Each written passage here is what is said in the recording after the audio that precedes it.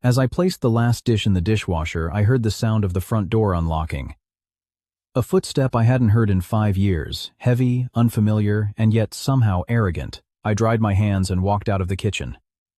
A man was standing in the foyer. He was dressed in a top-of-the-line Tom Ford suit, his hair slicked back with expensive gel and gleaming. It was my legal husband, Julian Vance. But next to him stood another younger woman. She wore a designer dress and her stomach was slightly swollen.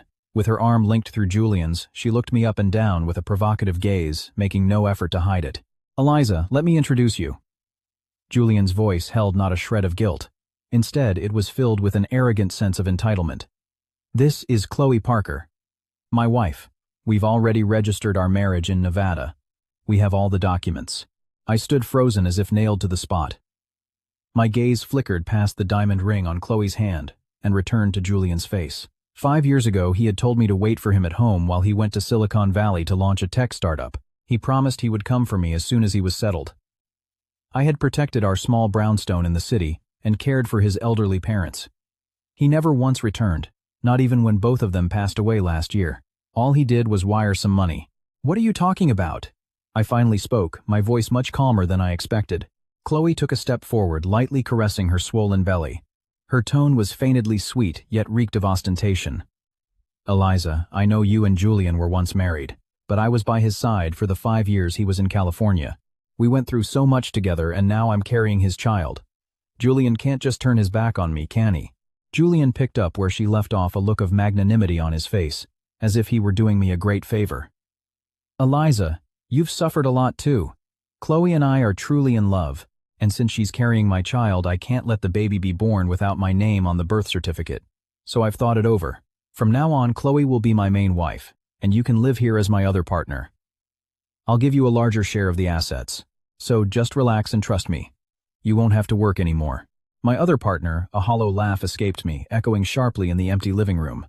"Julian, have you been in California so long you've lost your mind? We are legally married, protected by the laws of the state of New York. The marriage you registered in another state with another woman is invalid. In fact, it constitutes bigamy." Chloe's face changed color, and she tugged at Julian's arm. "Honey, look at her. Why can't she see her place? We're kindly offering her a way to live, and she dares to threaten you." Julian frowned, his voice laced with annoyance. "Eliza Reed, you should listen when I'm being nice.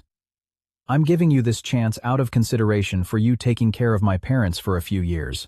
What decent man would want a divorced woman in her 30s like you? If you live with me, at least you won't have to worry about a roof over your head and you can spend money. You should learn to be grateful." I didn't waste another word on them. I went into the bedroom and opened the bottom drawer of the closet. Inside were my marriage certificate, social security card, the deed to the brownstone, and bank statements detailing the money Julian had sent over the past few years. I placed these documents one by one into my bag. Then I picked up my car keys and phone from the vanity. "Eliza, what are you doing?" Julian followed me into the bedroom, his face hardening as he saw me packing. "I'm not finished talking. Where do you think you're going?" I ignored him and brushed past. Chloe stood blocking the living room doorway, her arms crossed. "You're not leaving. We need to settle this today. Are you going to agree to our proposal or not? If you don't, you won't take a single step out of this house." I turned and shot her a cold glare. She unconsciously took a step back. Without another glance at them, I walked straight to the front door. Julian raged behind me. "Eliza, don't you regret this? You're walking out on your own. Don't even think about coming back. There's no place for you in this house anymore. Let's see where you can go without a penny to your name." I opened the front door. The sunlight outside was dazzling. I squinted and walked out without a moment's hesitation. Behind me, I heard Chloe's voice. "Honey, how could you just let her go? This ruins our entire plan." "Just let her be." Julian's voice was seething with anger. "Let's see how long she lasts. It's obvious she'll come back crying and begging in a few days." I closed the door, shutting out their noise. Standing on the stoop, I took a deep breath and pulled out my phone. I quickly scrolled to a number saved as Arthur and hit the call button. The call connected instantly. A polite voice came from the other end. "Ma'am, is everything all right?" "Arthur, I'm on the corner of West 81st and Columbus. Could you please come here?" I hung up and with my bag slung over my shoulder, slowly walked towards the corner.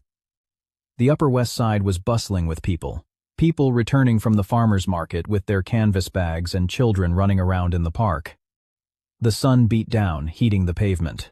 Just as I reached the corner, I heard hurried footsteps behind me. It was Julian and Chloe. "Eliza Reed, stop right there," Julian panted, as he ran up and tried to grab my arm. I twisted away to avoid him. A mocking smile played on his lips. He looked down at my faded cotton t-shirt and jeans. "Are you really trying to run away from home dressed like that? Where do you even have to go? Back to that shabby little apartment of yours? Or are you going to leech off some poor relatives?"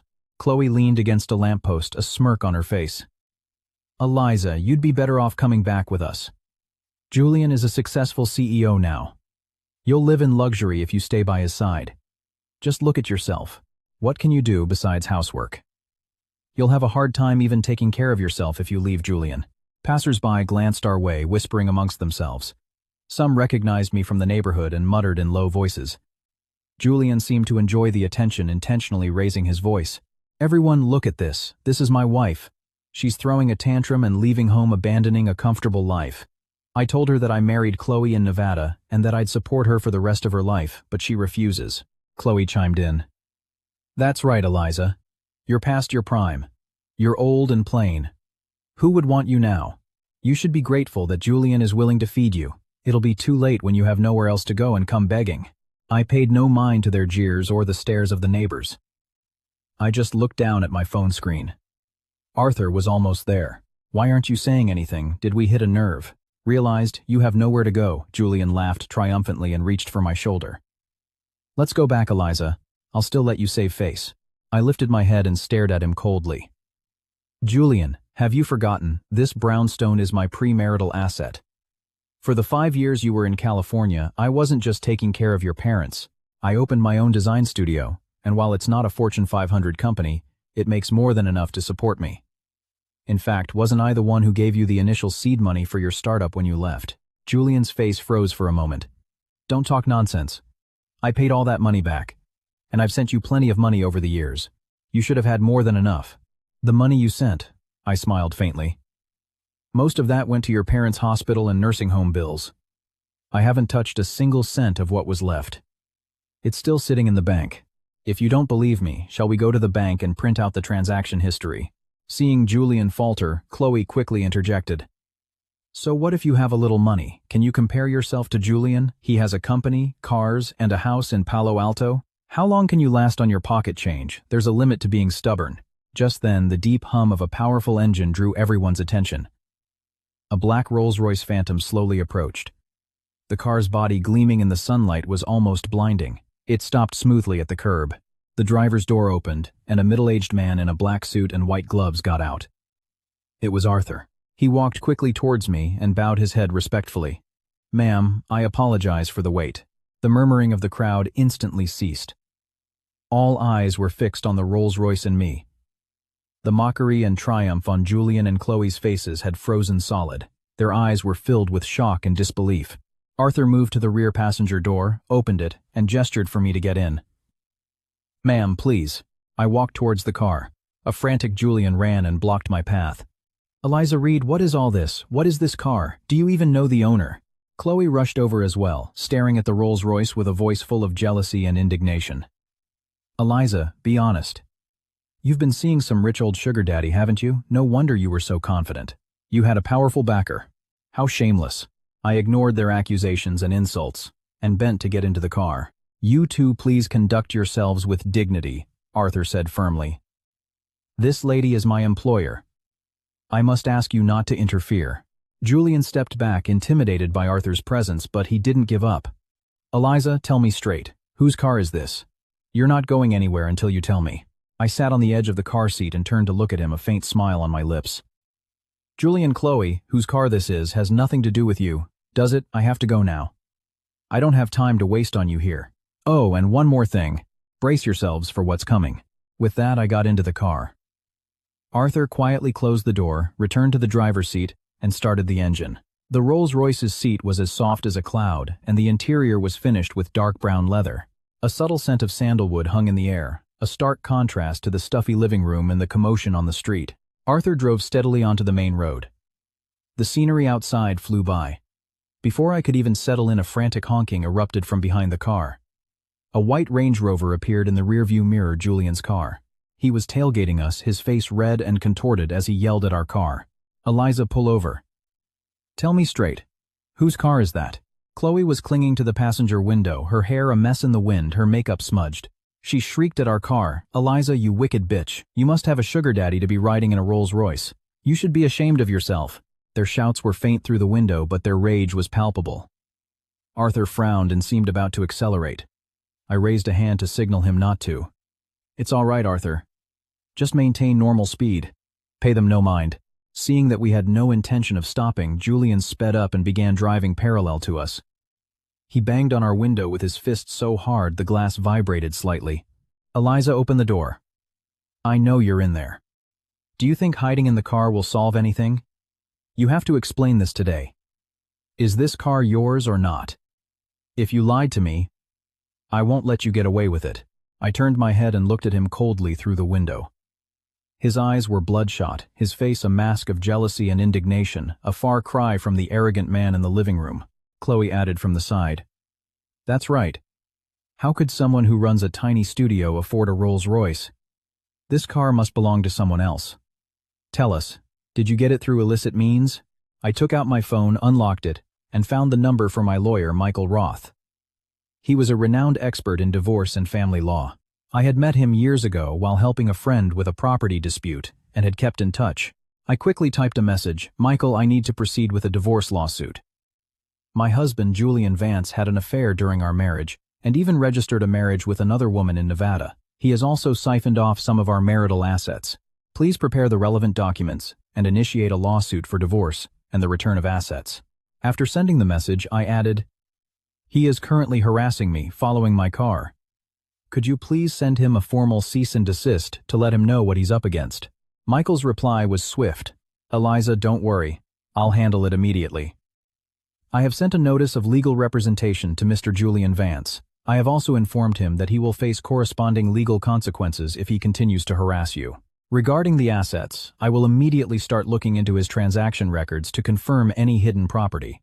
I turned my phone screen towards the window so Julian and Chloe could see it clearly. Julian's eyes locked onto the screen. His expression shifted from anger to bewilderment. He stopped banging on the window, his lips moving as if he wanted to say something. Chloe saw the message too and shrieked, "Honey, she's filing for divorce. She's going to sue you. This was all planned from the beginning. That woman is so cunning."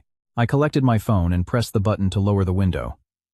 As it slowly descended, a gust of hot air rushed in. I looked at Julian and spoke in a calm but unassailable voice. "Julian, this car is part of the inheritance my grandfather left me. It's registered in my name, a premarital asset. It has nothing to do with you. For the 5 years you were in California, not only did I successfully grow my studio, but I also inherited a portion of the business my grandfather left behind. I can do more than just support myself. In fact, I might be living much better than you." Julian's eyes widened, his face filled with disbelief. "Grandfather, my grandfather passed away a long time ago. When did he leave you so much? You told me he only left you a house and a small amount of savings. He left me some of it." "I never said that was all of it," I replied calmly. "Back then, all you could think about was going to California to succeed. You had no interest in these things. Even if I had told you, you wouldn't have cared. Besides, I have no obligation to report my entire financial situation to you." Chloe stomped her foot. "Lies. You're clearly lying to scare us." "Julian, don't listen to her. She's just trying to extort more money from you." "We'll see if it's a lie in court," I said, pulling a document from my bag and holding it out the window. "This is a copy of the car's registration, the pink slip. See for yourself. And my lawyer has already started investigating the assets you've hidden away. The money you secretly wired to Chloe Parker over the years, the condo you bought her, the luxury goods, it will all be investigated. That is all marital property, and you had no right to dispose of it unilaterally. I have every right to get it all back." Julian involuntarily took the document, his fingers trembling slightly.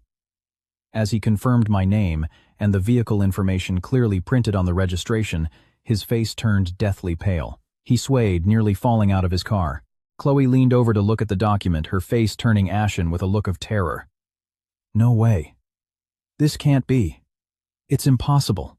Julian, in deep shock, muttered, "How?" How do you have so much money? You were just an ordinary woman.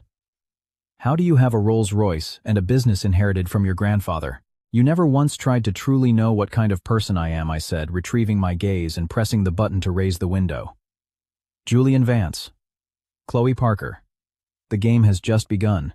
I will get back every single thing you owe me. Now, just wait for the lawsuit to be delivered. The window slowly closed, blocking out their stares and voices. Arthur stepped on the accelerator. The Rolls-Royce's engine let out a low, powerful hum, instantly widening the distance from the white Range Rover. In the rearview mirror, Julian's car grew smaller and smaller, eventually becoming a tiny dot. I leaned back against the seat and closed my eyes. I remembered the day Julian left 5 years ago. He promised to give me a better life. Promised he would never betray me, but what he brought back was only betrayal and humiliation. He didn't know. Over the past 5 years, I hadn't just been waiting. The business my grandfather left me had continued to grow under my management, and my studio was no longer the small operation it once was. The reason I never told him was because I wanted to give him a surprise. But in the end, that surprise was for me, forcing me to face reality. Ma'am, where to now? Arthur's voice broke my reverie. I opened my eyes and looked out the window. To Michael Roth's office, please. Michael Roth's office was on the 50th floor of an office building on Park Avenue, in the heart of Manhattan. The floor-to-ceiling windows offered a spectacular view of the city skyline. Just as I sat down on the reception sofa, Michael entered the conference room with a stack of documents, his face wearing a professional, cool expression. Eliza, I've just reviewed Julian Vance's bank transaction history for the last 5 years. I found that starting 3 years ago, he has been making regular monthly transfers to an offshore account. The cumulative amount exceeds $2 million. The account holder is none other than Chloe Parker. He pushed the printed transaction records in front of me. Red lines clearly marked each transfer. And last year, he used your joint savings to buy a condo for Chloe Parker in Los Angeles. The property deed is registered solely in her name. We can fully recover this asset through litigation. My fingertips brushed the cold paper, my eyes fixed on the jarring numbers. Just as I was about to speak, the glass door to the office was violently thrown open. Julian stormed in, dragging Chloe with him. Chloe, clutching her belly with a feigned look of injustice, began to wail as soon as she entered. Mr. Roth, you can't just listen to her side of the story. She couldn't keep her husband, and now she's falsely accusing Julian of hiding assets. Julian slammed his palm on the conference table, scattering the documents. He pointed a finger at my face and yelled, Eliza Reed, you're a real piece of work. Secretly hiring a lawyer to sue me, that money is what I earned with my blood and sweat in California. It's my money to give to whomever I please. On what grounds do you call it marital property, and wasn't I the one who helped fund your studio when you first started? Now that you're doing a little better, you're trying to kick me to the curb. Michael immediately stood up and stepped in front of me, his tone stern. Mr. Vance, please watch your language. This is a law office, not a place to cause a scene. Miss Reed's studio was funded with her own premarital assets for which we have bank transfer records as proof. It has nothing to do with you. On the other hand, you during your marriage gifted a large sum of assets to a third party without your spouse's consent. This is a clear infringement of marital property rights, and we have sufficient evidence to prove it in court. Seeing that aggression wasn't working, Chloe suddenly collapsed to the floor. She beat the floor with her hands and sobbed, I'm pregnant with Julian's child. Is it so wrong for him to buy me a few things and send me some money? Do you despise us, this mother and child, so much? Will you only be satisfied when Ruthers owes? You've pushed us off a cliff, she cried while glancing at the office staff trying to gain their sympathy. I bent down to pick up the scattered documents and looked at her calmly. Miss Parker, we're not yet certain that the child in your womb is actually Mr. Vance's. And when you registered your marriage with him in Nevada, you were fully aware that he had a legal spouse, weren't you? The charge of bigamy will not be something only Mr. Vance has to face. You will too. At these words, Chloe's crying stopped abruptly. She shot her head up, her face deathly pale. Julian was momentarily stunned before trying to lunge at me, his face a mixture of shame and fury. What nonsense are you spouting? Of course Chloe's child is mine. Michael pressed the emergency button on his desk. 2 security guards quickly rushed in and restrained Julian. Mr. Vance, if you continue to obstruct our business, we will call the police. Michael then took out his phone, pretending to make a call. And I'm warning you, your recent actions constitute threats. We are recording this entire situation, and it will be submitted as evidence. Held by the guards, Julian seethed Eliza Reed. Don't you regret this? My company's market value is in the tens of millions. Do you think I'd bat an eye at this pathetic amount of assets? I'd rather donate it all to charity than give you a single dollar. Your company, you say. I pulled another document from my bag and tossed it in front of him. The startup capital for your company came from an overseas trust fund left by my grandfather. You said you wanted to start a business, so I authorized its use in my personal capacity. Now that our marriage is over, I have the right to fully reclaim those funds and all profits derived from them. Julian picked up the document, his fingers trembling. As he flipped through it, his expression shifted from rage to shock and then to terror. No way. You said that money was an unconditional grant. I said it was to support your startup, not that it was a gift, I said, standing up and straightening my clothes. Mr. Roth, please organize all the evidence as quickly as possible and file the suit with the court tomorrow. Also, please file for an injunction to freeze all of Julian Vance's assets, including his shares in the company. Michael nodded. Don't worry. I have already contacted our overseas legal team. We will proceed with asset preservation measures, both domestically and internationally at the same time. As Julian was dragged out by security, Chloe scrambled up from the floor and followed him. Wailing, Eliza, Reed, you vicious woman, we won't let you get away with this. At a cafe in Soho, sunlight streamed through the large glass windows, warming the wooden table. I had just handed my best friend Sarah a copy of some of the evidence Michael had compiled when she slammed her hand on the table in anger, making the coffee cups rattle. Are these people insane? They siphon off marital assets and then have the audacity to act so high and mighty. They really underestimated you. Sarah worked at a PR agency and was a master at digging up information. She pulled a USB drive from her bag and placed it on the table. I had a friend in San Francisco look into it. Julian's company has had zero performance for the past 2 years. It's riddled with debt. Turns out some of the money he used to buy that vixen Chloe a condo was embezzled from an advance payment from a partner company. This has all the details of his company's financial misconduct and some sleazy chat logs with other women. It's all irrefutable evidence. Just as I reached for the USB, a sharp voice came from behind me. Well, look who it is. Isn't it Eliza Reed? Are you already plotting how to snatch Julian's assets right after leaving the lawyer's office? I turned to see Chloe arm in arm with 2 lavishly dressed women. They were likely her friends. I'd seen them in photos before. Chloe stood with her arms crossed and belly pushed forward, a triumphant smirk on her face. Eliza, you'd better give up now. Julian said he has ways to ensure you won't get a single dollar even if you sue. Did you really think hiring a lawyer and riding in a Rolls-Royce would scare us? How naive. The woman with a bob cut next to her immediately chimed in. That's right, Chloe. You're carrying the heir to the Vance family. How could Julian let you suffer? Eliza, a discarded woman like you, should just take a bit of alimony and get lost. Don't make a scene here. The other woman with long wavy hair went a step further and deliberately bumped our table, spilling coffee all over it. She offered a fake apology. Oh, I'm so sorry, Eliza. I didn't do it on purpose, but don't be too upset. What can you do? You lost to Chloe. Men always prefer young, pretty women. You're in your 30s now. You couldn't hold on to Julian's heart. Sarah immediately stood up and blocked my way, her eyes fierce. Watch your mouth. What do you mean she lost? Eliza is Julian Vance's legal wife, and that woman Chloe Parker is just a homewrecker who destroyed a family. And aren't you ashamed of yourselves ganging up with a homewrecker to cause a scene? So what if she's the legal wife? Chloe scoffed, raising her voice and drawing the attention of other customers. The one Julian loves is me. He wanted to divorce Eliza a long time ago. He only gave her a chance out of pity for her taking care of his parents. Now that she's forgotten her place and dragged this to court, she'll be the one who ends up humiliated and full of regret. She then tried to shove me. I sidestepped her and simultaneously took out my phone, pressing the button to call 911. Chloe Parker.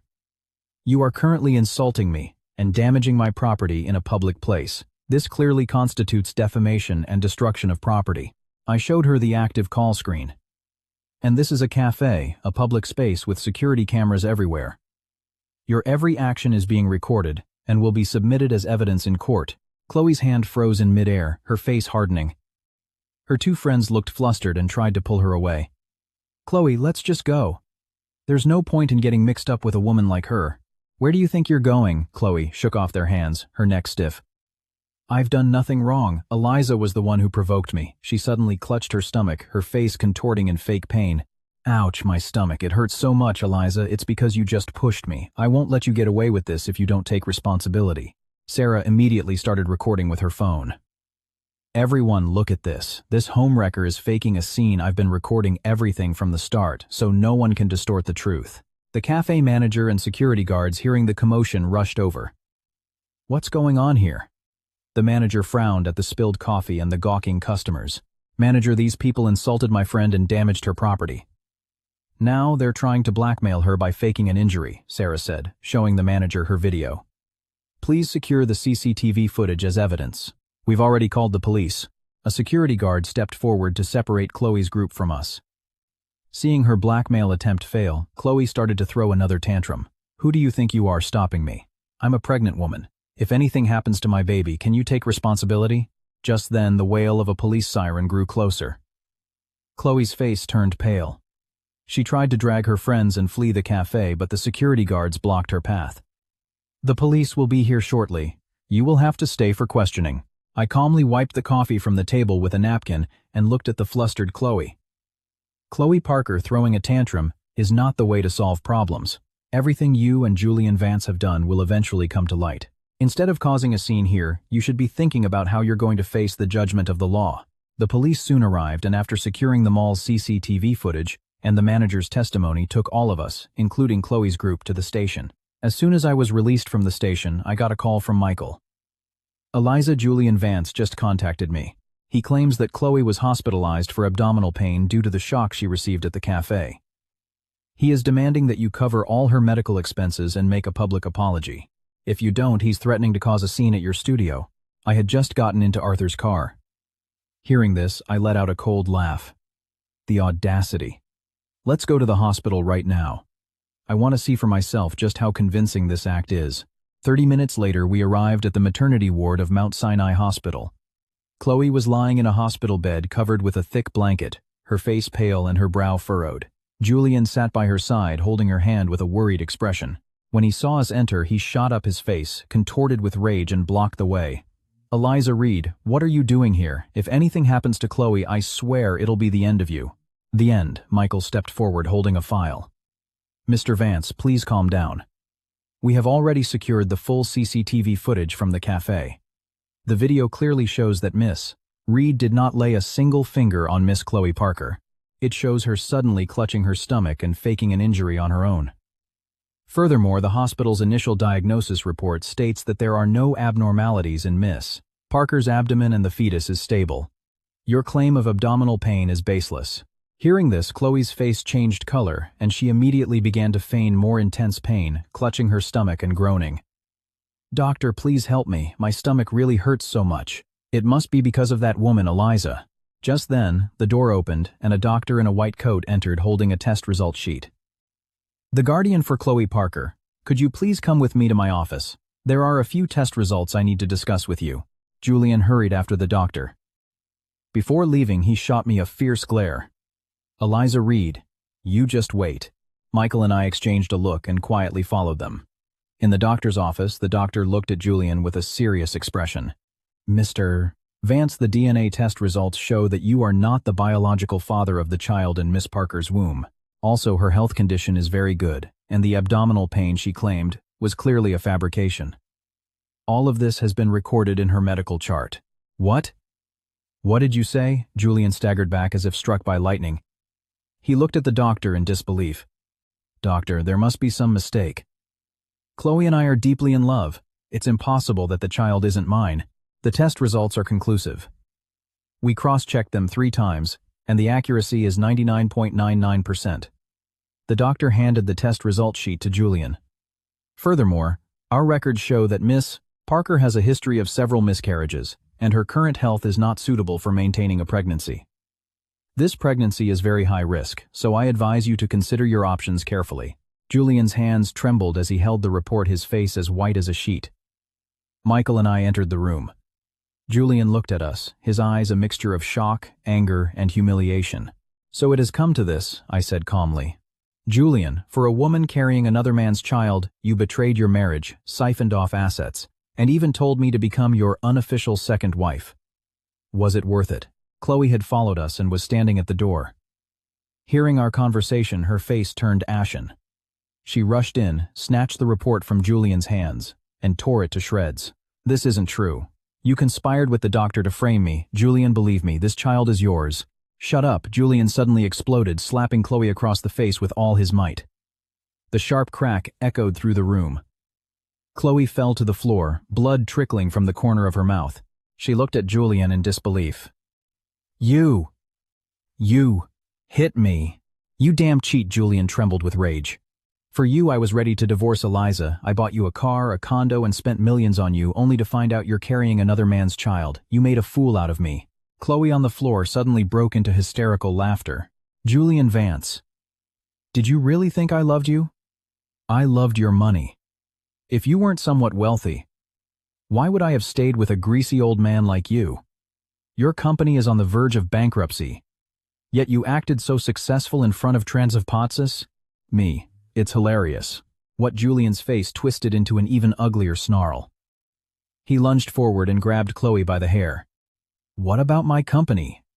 You knew all along, didn't you? The doctor rushed to separate them. You can't do this here. This is a hospital. Michael took out his phone and started recording. Miss Parker, your recent statements have all been recorded. You have just admitted to engaging in a relationship with Mr. Vance with the intent to defraud him of his assets and deceiving him about the paternity of your child. This will serve as crucial evidence regarding Mr. Vance's siphoning of marital assets, and you will be required to return all illegally obtained property. Chloe finally realized her mistake. Her face went pale as she tried to backpedal. No, I was just angry. I didn't mean it. The court will decide whether you meant it or not, I said, looking down at her, and you will face additional charges of bigamy and fraud. The only thing waiting for you is the judgment of the law. Julian collapsed into a chair, muttering with empty eyes. It's over. Everything is over. I didn't spare them another glance and walked out of the office. After leaving the hospital, I asked Arthur to take me directly to the city registrar's office. The brownstone was a premarital asset my grandfather had left me.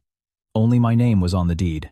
I planned to take out a home equity loan against it, using part of the funds to expand my studio and the rest for the upcoming legal fees, ensuring no small issues would hinder the process. The office was crowded.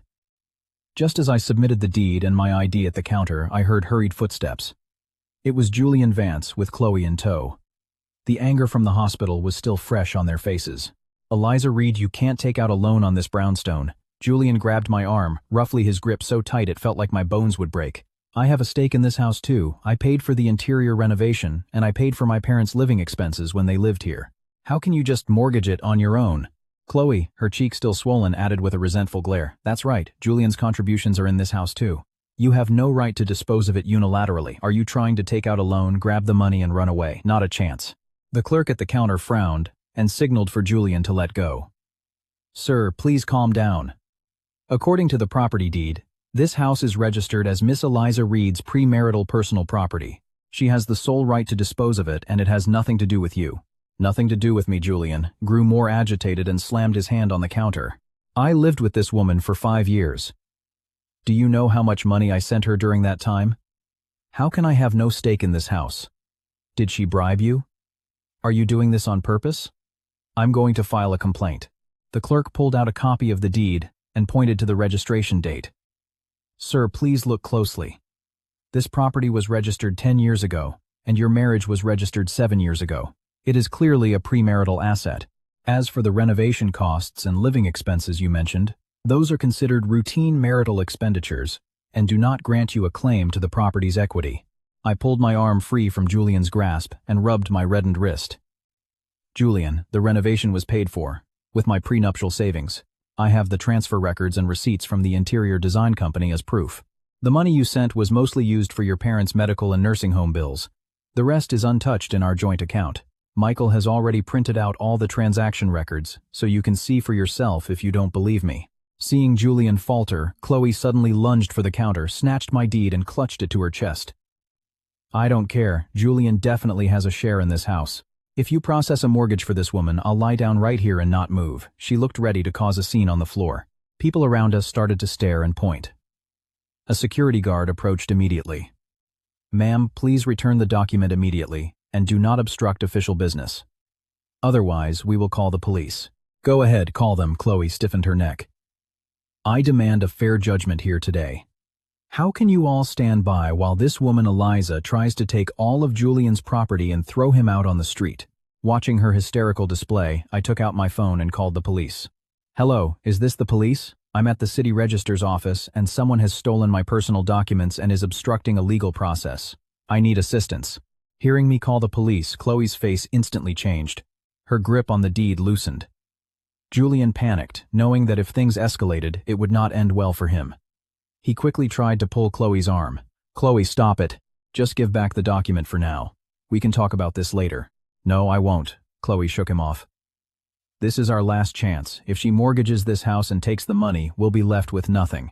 Just then, Michael Roth walked in holding a document. Mr. Vance, Miss Parker. Here is the notarized document of Miss Reed's premarital assets and the bank transaction records. This is more than enough to prove that this property has nothing to do with Mr. Vance. Furthermore, your actions of forcibly taking a document and obstructing public duties are illegal. If you continue to cause a disturbance, you will not only be taken into police custody, but will also face administrative penalties. He placed the documents on the counter, the official seals of the notary office and the bank clearly visible. Seeing the documents and the security guards and police officers now surrounding them, Chloe finally grew scared. The strength left her hands, and the deed fell onto the counter. I picked it up and handed it to the clerk. Please proceed. The clerk nodded and began to enter the information.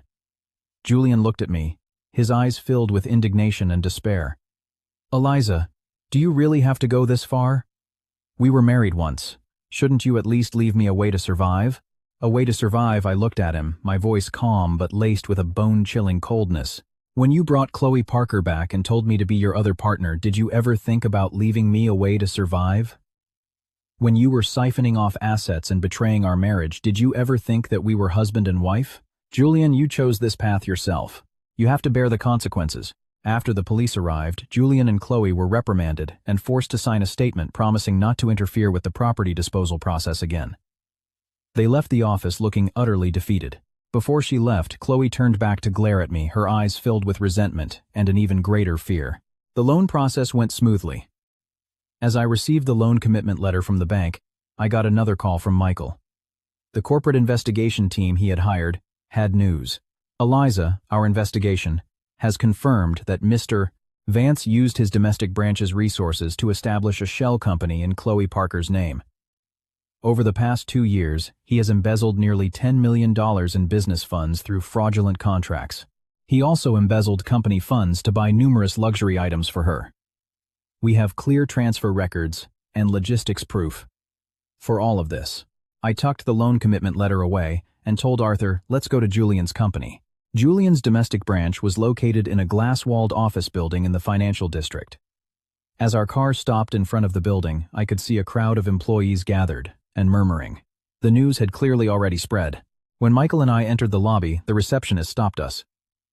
Excuse me, do you have an appointment? You cannot go up without one. We're here to see General Manager Julian Vance, or his direct superior Director Thompson, I said, handing her my business card. My name is Eliza Reed. I'm here to report an issue regarding Manager Vance using company resources for personal gain during his marriage. I have ample evidence right here. Just as the receptionist was about to make a call, the elevator doors opened. Julian rushed out frantically, a secretary trailing behind him. His face hardened when he saw us. He strode over and blocked our path. Eliza, how did you find this place? Who told you to come here? Get out now. This is not a place for you to come and cause a scene. A scene. Michael held up a stack of documents. Mr. Vance, we have records of you using the company account to transfer funds to Miss Parker, copies of fraudulent contracts and proof of you embezzling company funds to purchase luxury goods. This evidence not only puts you at an absolute disadvantage in the divorce proceedings, but could also lead to criminal charges for embezzlement. Does this look like we're just causing a scene? Hearing words like embezzlement and fraudulent contracts, the surrounding employees began to murmur louder. Some pulled out their phones to take pictures and record videos. Julian, flustered and furious, tried to snatch the documents from Michael's hand. Nonsense. It's all fabricated, Eliza. You're just trying to come to my company, cause a scene, and ruin my career. I'll see you in hell for this. He lunged towards me. Michael, as if anticipating this, sidestepped him while pressing the record button on his phone. Just then, the elevator doors opened again. A middle-aged man in a suit with an air of authority stepped out, followed by several executives. It was the head of the branch, Director Thompson. "What is all this commotion? Why are you fighting here during work hours?" Director Thompson frowned, surveying the chaotic scene. His gaze finally landed on Julian. "Mr. Vance, what is the meaning of this?" Director Julian scrambled towards him as if grabbing a lifeline. "This woman is my ex-wife, Eliza Reed. She holds a grudge against me over our divorce and is deliberately coming to the company to slander me. You mustn't believe a word she says." "We'll see if it's slander once we look at the evidence," I said, stepping forward and handing the documents to Director Thompson. "Director, this is proof that Manager Vance used company resources to siphon assets to his mistress, Chloe Parker. It includes fraudulent contracts, records of embezzled funds, proof of luxury purchases, and even the corporate registration for the shell company he established in her name. All of this evidence has been verified by a professional agency." Director Thompson took the documents. The more he read, the grimmer his expression became. He tapped his finger forcefully on the papers. "Mr. Vance, how do you explain this? The company has repeatedly forbidden the use of one's position for personal gain, yet you dared to embezzle public funds and even divert business capital." "Director, I didn't do it." Julian was sweating profusely. "It's all fabricated by Eliza. She's doing this to get revenge on me. Please believe me. I have been completely loyal to this company. How could I do such a thing?" Loyal, I took out my phone and played an audio file. It was a recording of a call between Julian and Chloe. His voice was clearly heard saying, "Honey, I'll use some company money to buy you another bag. We need to make the fake contract look more convincing." Halfway through the recording, Julian's face went white and he collapsed to the floor. A wave of shock went through the employees. "No way, Mr. Vance was that kind of person. No wonder the company's performance has been so bad lately. The money was all being drained away. How disgusting." Embezzling company funds to support his mistress. Director Thompson's face turned ashen. He turned to his secretary. "Contact the legal team immediately. Freeze all of Julian Vance's authority and seal his office computer and documents. Cooperate fully with the investigation and report this to the police to hold him legally accountable." Director No Julian got up and grabbed Director Thompson's leg. "I was wrong. Please just give me one more chance. I'll pay back all the money and work my hardest." A chance. Director Thompson kicked him away. "You have the nerve to ask for a chance after causing such damage to the company. As of this moment, you are fired. Just wait for the judgment of the law." Just then, Chloe suddenly burst in from outside, a designer handbag in her hand. She screamed at Julian. "Julian Vance, give me my money. The bank has seized my condo and all my credit cards are frozen. If you don't give me money, I'll expose every dirty thing you've ever done." Her arrival made the scene even more chaotic. The sound of camera shutters and murmurs from the employees filled the air. Chloe finally realized everyone was filming her and tried to turn and run, but she was stopped by security guards. Director Thompson trembled with rage at the soap opera unfolding before him. He told an executive next to him, "Issue an official statement immediately. Make it clear that Julian Vance and Chloe Parker have no affiliation with the company and that we will cooperate fully with the investigation to restore the company's honor." Michael and I exchanged a look. We knew this corporate purge had achieved its goal. Julian sat on the floor, his eyes empty, muttering, "It's over. Everything is over." Chloe, held by the guards, was still screaming, "Julian Vance, you scammer. You said you were rich. You said you'd take care of me for life, and now I'm ruined because of you. We're through." I didn't spare them another glance and walked out of the office building. When the first trial ended, the setting sun cast a golden glow over the courthouse, stretching long shadows across the steps. Michael and I walked out of the courtroom.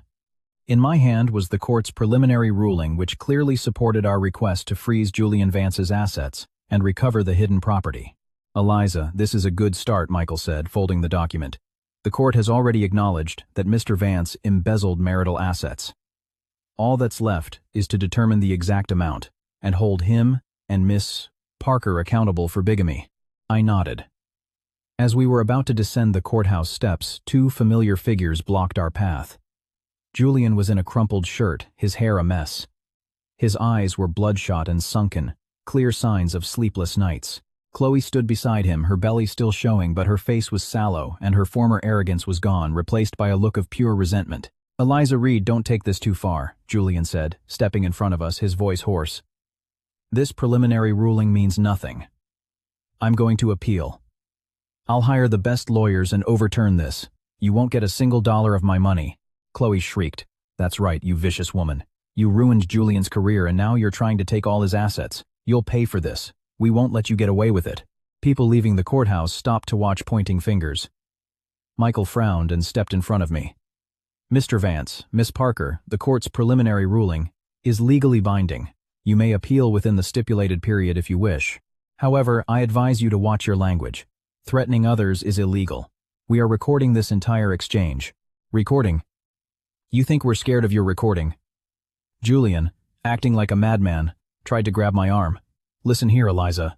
If you dare to take my assets, I'll storm your studio. I'll stand guard outside your house all night. I will never let you have a moment of peace. If I'm miserable, you won't be happy either. Just as his fingers were about to touch my clothes, I stepped back and pulled a document from my bag, holding it out to him. Julian, this is a restraining order I obtained from the court. As of today, you and Chloe Parker are forbidden from approaching me, my studio, or my residence. Violating this order can result in fines or detention, and in serious cases, criminal charges. Seeing the bright red court seal on the document, Julian's face turned white. His outstretched hand froze in midair. Chloe peered at the document and began to tremble.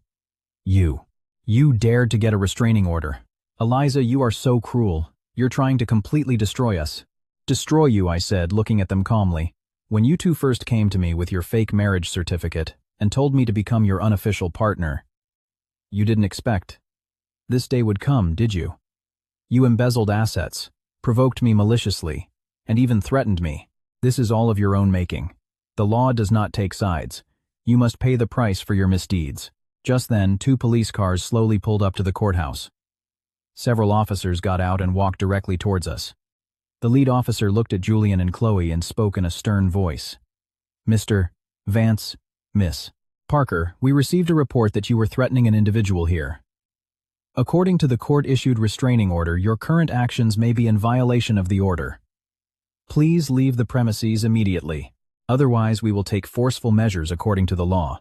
Julian and Chloe were momentarily stunned. Julian tried to explain. Officer, we weren't threatening her. We were just trying to talk. The officer pointed to his body cam. We have already secured the CCTV footage from the front of the courthouse. Your words and actions clearly constitute threats. Leave now and do not disturb others. If this happens again, you will be arrested on the spot. Chloe, terrified, hid behind Julian, unable to speak. Seeing the officer's firm expression and the crowd of onlookers, Julian finally gave up. He shot me a venomous look and said, Eliza, just you wait. I will make sure you lose the appeal. I'll be waiting, I replied calmly. But instead of wasting time on an appeal, you should be worrying about how to repay the company funds you embezzled and how to return the illegally obtained assets. Otherwise, what awaits you is not just losing the divorce case but a prison sentence for embezzlement. Julian gritted his teeth and turned away, dragging Chloe with him. Their retreating figures cast long, pathetic shadows in the setting sun. The crowd dispersed. Some pointed at their backs while others looked at me with a mixture of sympathy and respect. Michael turned off his recorder and said, Eliza, don't worry. I have already arranged for security to patrol around your studio and residence to ensure your safety. As for Mr. Vance's embezzlement case, the company has formally filed a complaint, and the police have begun their investigation. We should see results soon. I nodded, looking up at the national emblem on the courthouse roof. It looked particularly solemn in the sunset. This lawsuit was not just about getting my assets back. It was a fight to protect the dignity of the law and my own rights. I knew Julian and Chloe wouldn't give up easily. They would definitely appeal. But I was ready. No matter what tricks they pulled, I was confident I could fight back. Thank you for your hard work, Michael. I'll be counting on you for the remaining matters, I said, gathering my documents. Of course, he nodded. I will return to the office and organize the evidence for the appeal as quickly as possible, so we can maintain our absolute advantage in the next trial. According to a tip from Michael's team, Chloe had rented a high-end apartment in Tribeca to store the vast amount of luxury goods and cash Julian had gifted her. All of it was marital property that I had a right to recover. At 3 p.m., Michael, 2 notaries, 2 security guards, and I headed to the apartment building. A security guard in the lobby stopped us. Michael presented the court-issued inquiry request and his attorney's ID. We are here on behalf of our client, Miss Eliza Reed, to identify and seize marital assets that Mr. Julian Vance concealed with Miss Chloe Parker. Please cooperate. The guard checked the documents and called Chloe. When she didn't answer, he led us to the elevator. Just as the elevator doors opened, we saw Chloe frantically trying to escape towards the emergency staircase, dragging 2 large suitcases. She had clearly been tipped off and was trying to move the assets. Her face froze when she saw us. The suitcases fell from her hands, bursting open and spilling out designer bags, watches, jewelry, and wads of cash. Eliza Reed. How did you find this place? Who let you in? Chloe screamed, trying to cover the scattered valuables with her body. This is all mine. It has nothing to do with you. Get out. Yours. Michael held up a list. The Hermes bags, Rolex watches, diamond necklaces, and the cash here were all purchased by Mr. Vance during the marriage with joint marital funds. We have the purchase records and transfer proofs as evidence. This constitutes illegal concealment of assets, and we have the legal right to seize and recover them. The notaries immediately began photographing the scene, checking each item against the list. The security guards moved forward to collect the scattered valuables into boxes. Seeing this, Chloe lunged forward, hysterically grabbing at the items on the floor. They're mine. You can't have them unless I'm dead. Why should I have to return gifts Julian gave me? She clawed and scratched, tearing several bags with her nails. Cash was scattered everywhere. Michael stepped forward to restrain her. Miss Parker, please calm down. These items are already on the court's seizure list. If you arbitrarily take or damage them, you will face corresponding legal consequences. Legal consequences. You think I'm scared? Chloe was almost feral. She picked up a diamond bracelet and smashed it on the floor, shattering it into pieces. If I can't have it, no one can. Eliza, if you want these things, you can have them over my dead body. Just then, hurried footsteps echoed from the emergency staircase. A tall man in a black leather jacket ran up. Seeing the chaotic scene, he yelled, Chloe, what's going on? Who are these people? Seeing the man, Chloe ran into his arms as if he were her savior and sobbed, Leo, you're finally here. These people are harassing me. They're trying to take the things Julian gave me. Please get rid of them. This man, Leo, was the biological father of the child in Chloe's womb. Michael's investigation team had already identified him.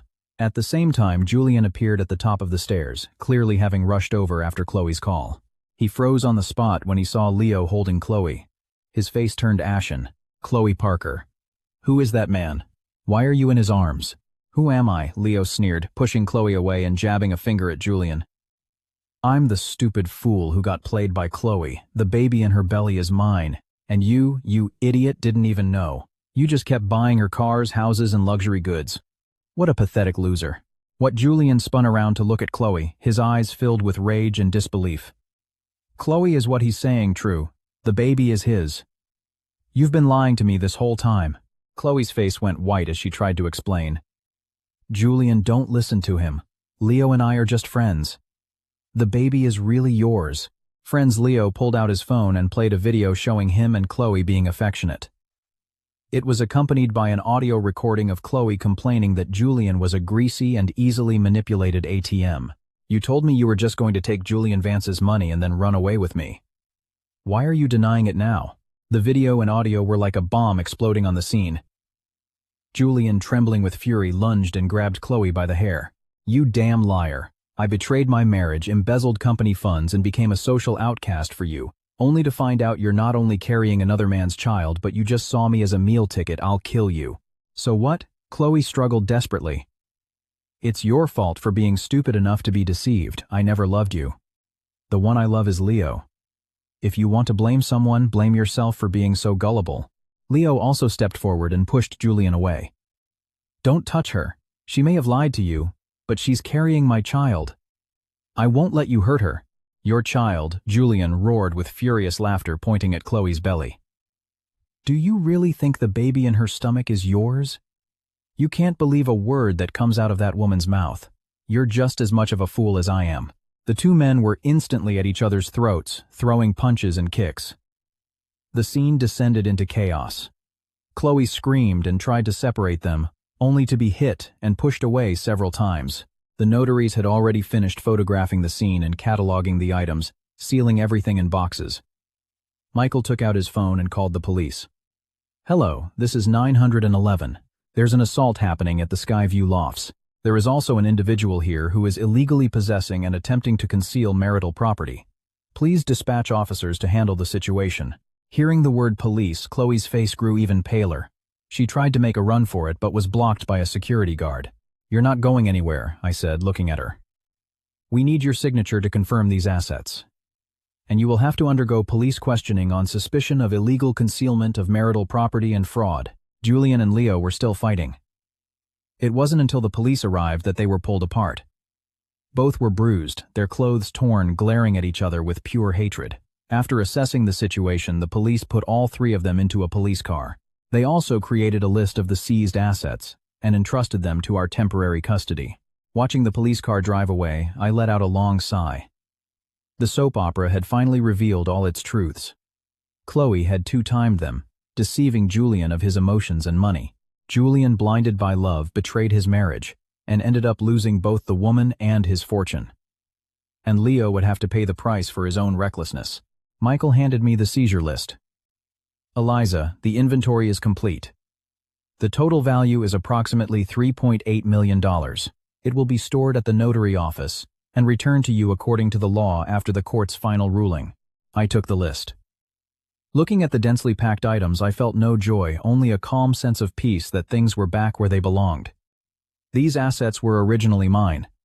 They were simply being returned, and Julian Vance and Chloe Parker would finally pay the heavy price for their actions.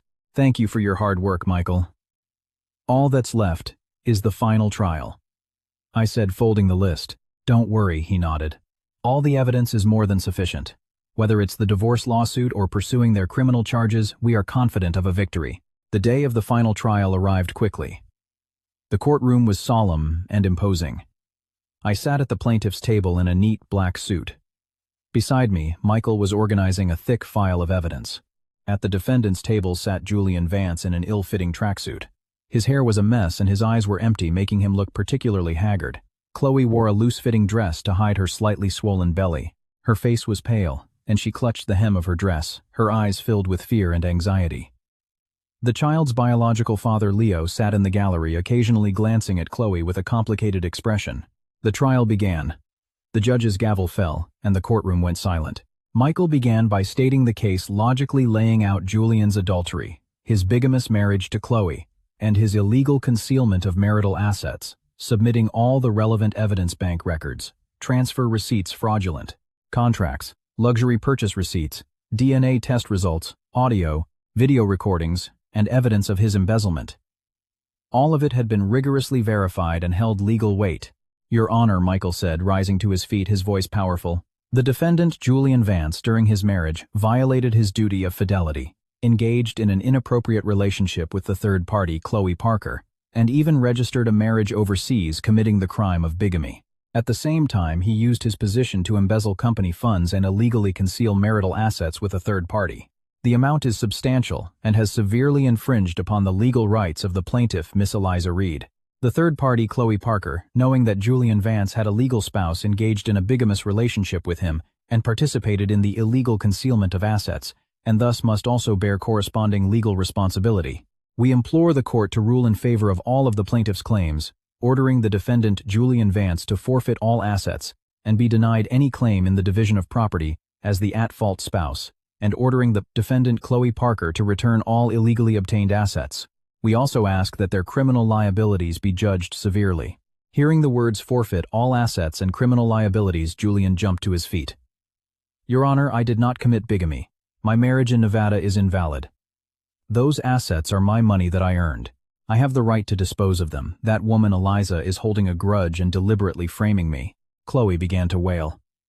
Your Honor, I was deceived by Julian Vance. I didn't know he was married.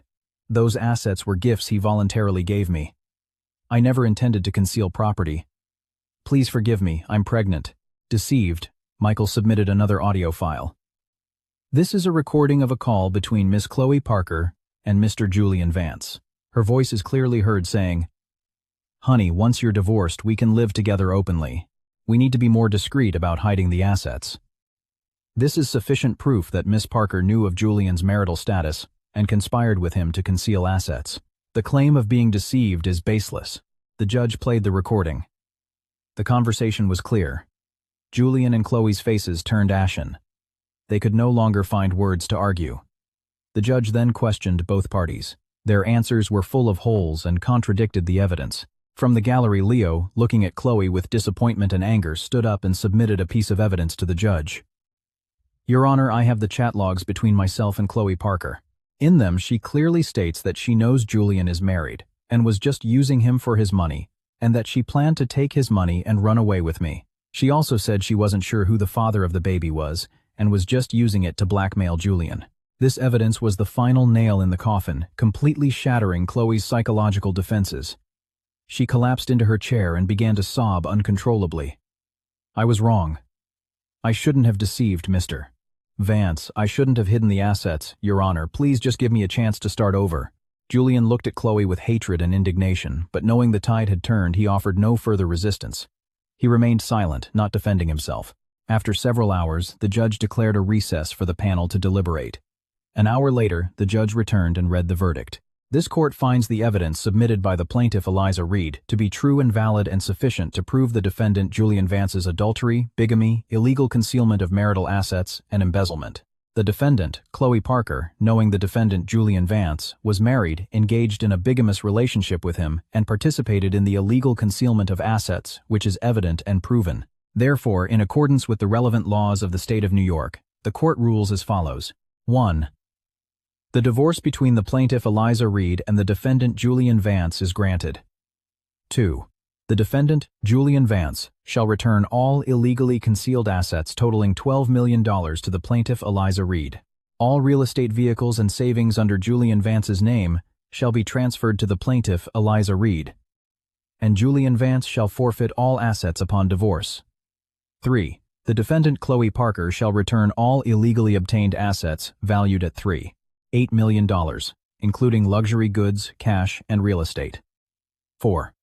The defendant, Julian Vance, is sentenced to 3 years in prison for the concurrent crimes of bigamy and embezzlement. The defendant, Chloe Parker, is sentenced to 1 year and 6 months in prison, suspended for 2 years for the concurrent crimes of bigamy and fraud. 5. If the defendants fail to comply with this ruling, the court will take coercive measures and may pursue criminal charges for non-compliance. As the verdict was read, a murmur went through the courtroom. Julian slumped in his chair, muttering with empty eyes, "It's over. Everything is over." Chloe beat her chest and cried with regret. Leo looked at Chloe, shook his head, and left the courtroom. I stood up and bowed deeply to the judge. "Thank you, Your Honor." As I walked out of the courthouse, the sun shone down on me, warm and bright. Michael came to my side, smiling. "Congratulations on your victory, Eliza." I nodded, a genuine smile spreading across my face for the first time in a long while. The long war to reclaim my rights had finally ended in victory. Julian Vance and Chloe Parker had received their just punishment, and I had gotten back everything that belonged to me.